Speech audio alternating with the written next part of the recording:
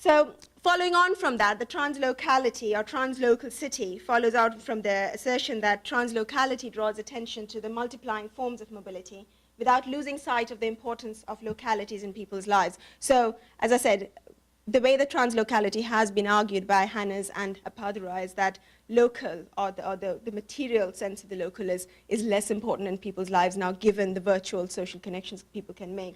But I'm arguing, just like oceans shine, that they're both equally important. And even virtual connections are highly embedded in particular locals, in particular physical places.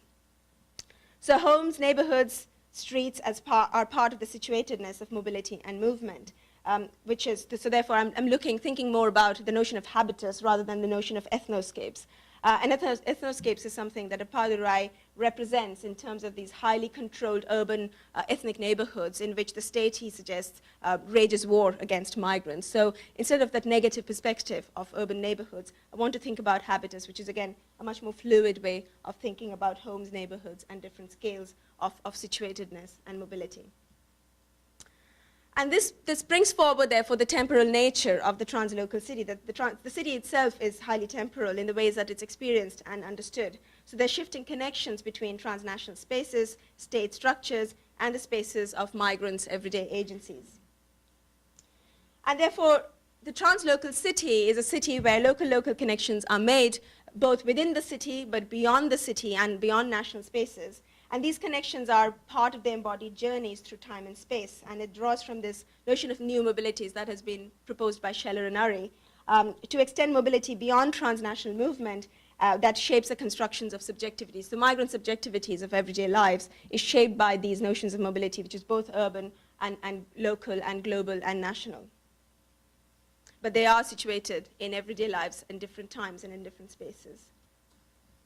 And in doing so, what I'm trying to do is to critique the notion of the global city as a site of economic exchange, and to really present the ordinariness of the translocal city in the lives of migrants themselves.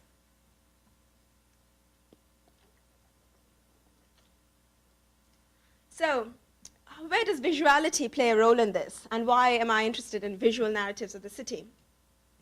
One of the things that was very important for me is to try and understand how migrants see the city on their own. And this is where language plays a role. Most of these migrants do not speak English in the way that would be able to articulate their sense of urban spaces and what they understand of London. So very early on, while planning the research, I decided to use pictures and photographs. And this was really for them to speak through images about their feelings when they came into the city. So it was both a form of overcoming the language barrier that we had. I mean, some of them didn't even speak in English, so I had to use a translator who was Polish. So the photographs, for me, formed a way to cross the boundaries of language that we had and which we couldn't speak sometimes with each other. But also, beyond that, I thought photographs were useful because they reveal something about the world and the people and places in it, and all the meanings and associations we conjure up, as Haywood would say. And what I mean by that is photographs are really snapshots in time and space, and they're also very embodied and material. And so therefore, they showed particular spatio-temporal locations of the migrants themselves within parts of London in a way that I couldn't have gathered because I wasn't able to follow them around. And so therefore, visuality for me became a methodological and analytical starting point for investigating their everyday lives in the city. And why was it important in the context of the city? And I mean, of course, I would say that being an urbanist myself, but I think cities are interesting, particularly in context of migration, because they are socially constructed spaces, and you'll see them as I go through this presentation today. In terms of the imagined sense of London, imagined idea of London that the migrants had before they came into London. So they are socially constructed spaces, but they're also material and meaningful and symbolic. And they are connected to a range of other spaces and scales during mobility, movement, settlement, and resettlement. And photographs that the migrants took for me was a way to capture that. And they also, as I said, were a tool to trigger conversations about things that was not immediately obvious to me or to them, but allowed to explore some of those issues that wouldn't have been apparent had I just done a straightforward interview with them. So photographing everyday urban life then is about constructing a spontaneous relationship between embodiment, subjectivity, and mobility through the camera. So the camera itself formed a kind of lens through which I could see parts of the migrants' everyday lives. So what did I do? I had a first interview with the participants, and in that interview, it was sort of a very, very basic interview in trying to garner information about how they came, what they thought of London. So basic information around their experiences and so on. And at the end of it, I explained the purpose of the research and gave them a disposable camera. They could keep the disposable camera for about 2 to 3 weeks. Some of them kept it longer, and take pictures.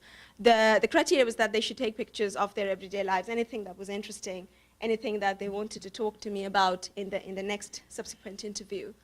So they sent the cameras back. I developed the photographs, and then we had another interview in which it was primarily about the photos, to talk about the photos, why they took it, what the photos show, whether it evokes any meanings, memories for them on reflection.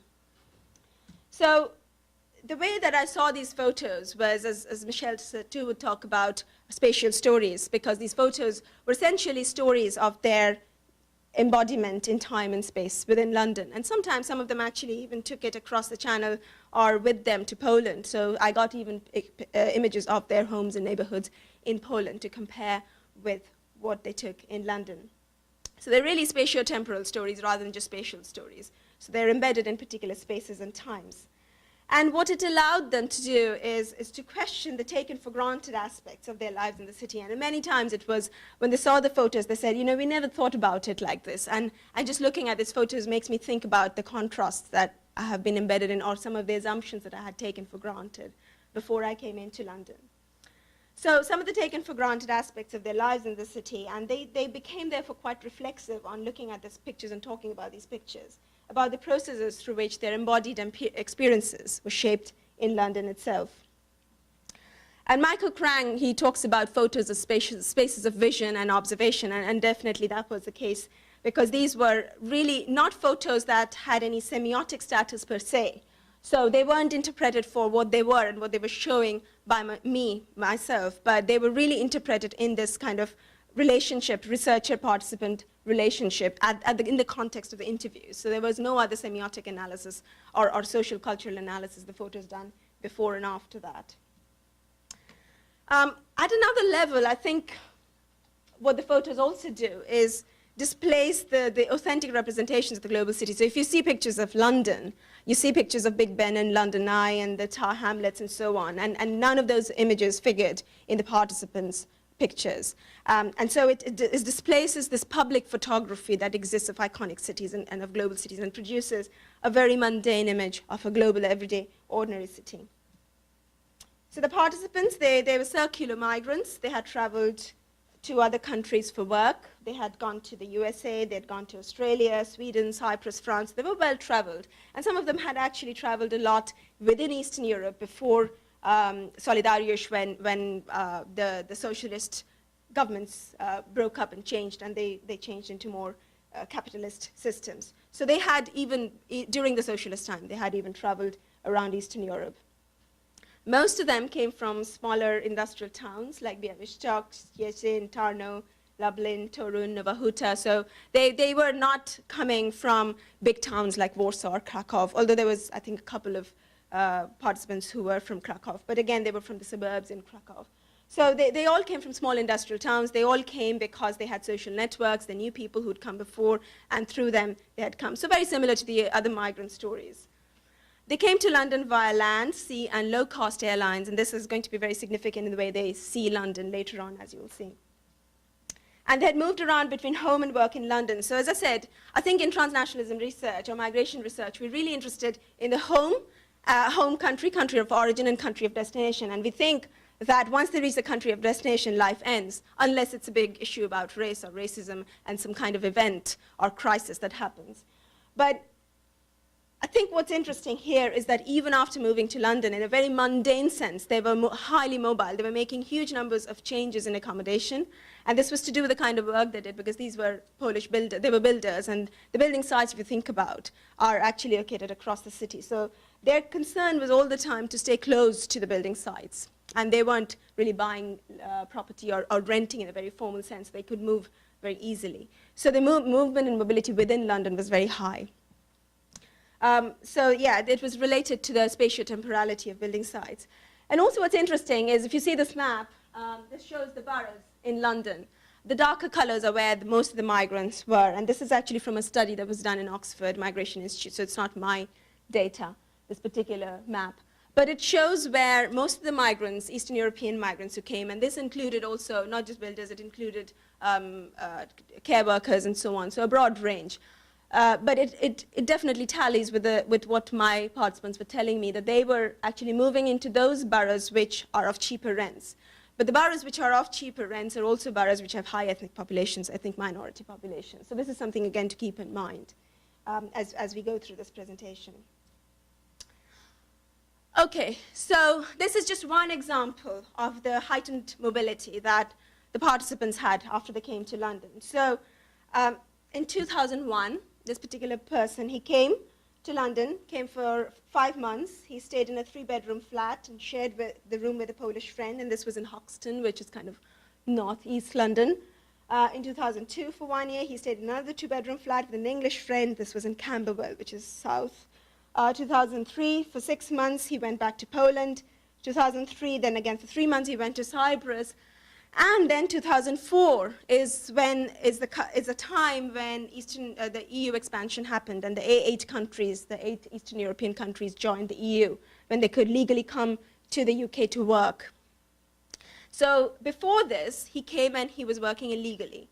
And so he went back just before 2004, and he came back in 2004 as a legal migrant to work in the building sector. So he came and he stayed for 14 months in a 2-bed flat with a Polish girl in Camberwell, then 5 months in another 2-bed flat with his Irish colleague or the Irish contractor who gave him the job to work in the building site. In Camberwell, then 3-bedroom house, shared room with English strangers.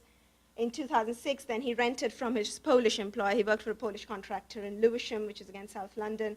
And then at the time that I took his interview, he was in Leytonstone, which is again East London. He was staying in a house with his other Polish friends, and all of them were builders in different construction sites across London. So I asked him why he had to move so many times, and he said, work. I had to move to Lewisham because I had such a deal with my partner, my business partner, that it was easy for me to live there because we were getting to work by his car. We got on the car and went to work. And why did I move from Lewisham to here? Because it was very expensive. It cost £80 a week. Let's say I could afford it at the beginning, but then work began to be a bit problematic, and I decided that I had to change it. And at the same time, my friend let me know that one room in their place was vacant, and I thought that I'd have a look. So generally speaking, it's about work or money. So work and employment was very closely related to the house mobilities that they'd had. And this is, again, interesting because in the context of building work, those of you familiar with the kind of building sector, particularly this low-skilled work that people do in building sites, it's usually cash in hand. There's no formal contract, so you can let go the next day, and you just move from one side to the other depending on what kind of work is available. So nothing is secure, and therefore home itself can't be secure and have to keep moving with that. So now some of the images of the city itself was interesting because of the way that the city was talked about was not, as I said, not as a global city or an iconic city, but a city often that was disappointing. And this disappointment had to be seen against the context of what London had meant before they had come to London, what London had meant both in the socialist period but also after the socialist period when many of them aspired to move to the West. Oops, why is it moving on its own? So London's position as a global city was of particular importance in the social and cultural subjectivities of these participants. And therefore it shaped how participants made sense of London itself. Because during the socialist regime, restrictions of access and control over their movements into what they understood as the West had shaped how London had been constructed in their imaginations. So until the fall of communism in 1989, most participants had never traveled to this West. They had traveled around Eastern Europe, around the socialist countries, but they hadn't actually stepped into the West. And London for them was actually the symbol of the West, of modernity, and all of that.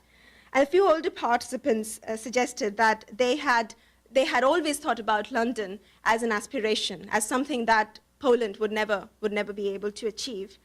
And in this context, London for many years had been this cultural symbol of the West, a city at the heart of English culture. They always talked about it as English culture. The fact that in the black market, they found things like Shakespeare, and they read Gerald Durrell, they surreptitiously found CDs of the Beatles, and they listened to it. And so this was the English culture that they had imagined before coming to London. And this culture had been largely forbidden during the socialist regime. And one of the participants actually said that if something is forbidden, then it becomes even more attractive to you. So when it opened up in 2004, most of them wanted actually to come to London, not necessarily to UK, but London had such an image in their mind that they aspired to be part of London and London's notion of becoming part of the West and of modernity.